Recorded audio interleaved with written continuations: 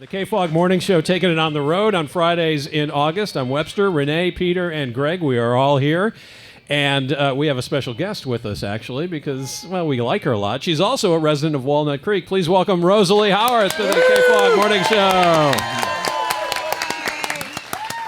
Rosalie, we posed this question earlier. What do you call residents of Walnut Creek?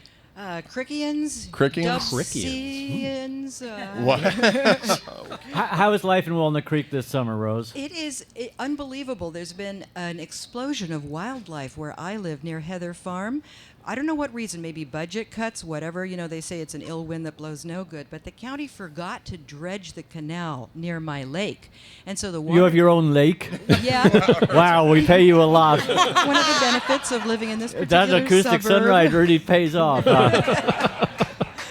And so all these bulrushes and reeds grew up, and then the crawdad population exploded. We've got crawfish, you know, everywhere. Little miniature red lobsters in the water, and they hang on the reeds with one claw, and they reach out the other claw and try to catch minnows. Wow. And so you got like a bayou boil going on every Friday over there, or what? We do when it gets hot in the afternoon, yeah. Now, Rosalie, you're my friend on Facebook. Thank you very much for that. And I noticed the other day you posted something about some owls living nearby. Yeah. And you got more reaction to that than anything I've ever seen. Well, I think people resonate when you talk about wildlife and you live in the suburbs and you work in hermetically sealed buildings. But besides the river otters that moved in from the delta to eat the crawdads, somebody erected an owl box, you know, a ventilated wooden box on a 12-foot pole nearby.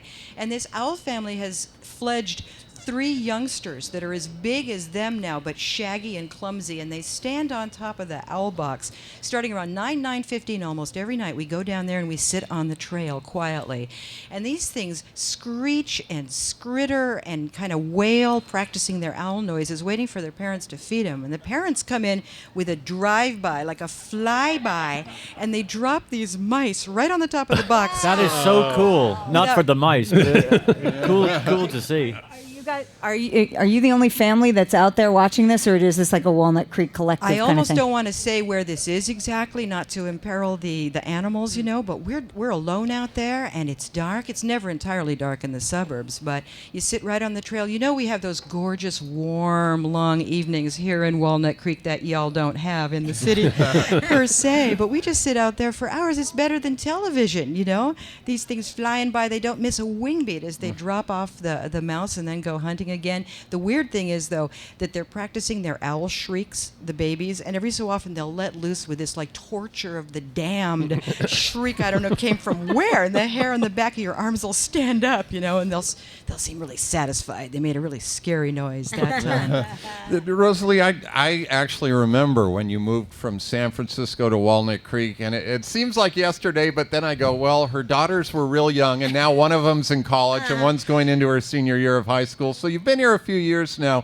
My question to you, what do you like most about living out here, and what do you like least? What I like the most is the foresight and the brilliance of the people in the 70s who designed these Walnut Creek open spaces, the East Bay Regional Parks, the canal trails, this network of walking trails that parallel the canals and lace the entire valley. It took them a lot of money and time to lay these out in perpetuity, that we do have these open spaces. In Walnut Creek, you're never more than 5 minutes drive from total open space and hawks and herons and egrets, even though you live in one of the most sophisticated and cosmopolitan suburbs of the Bay Area.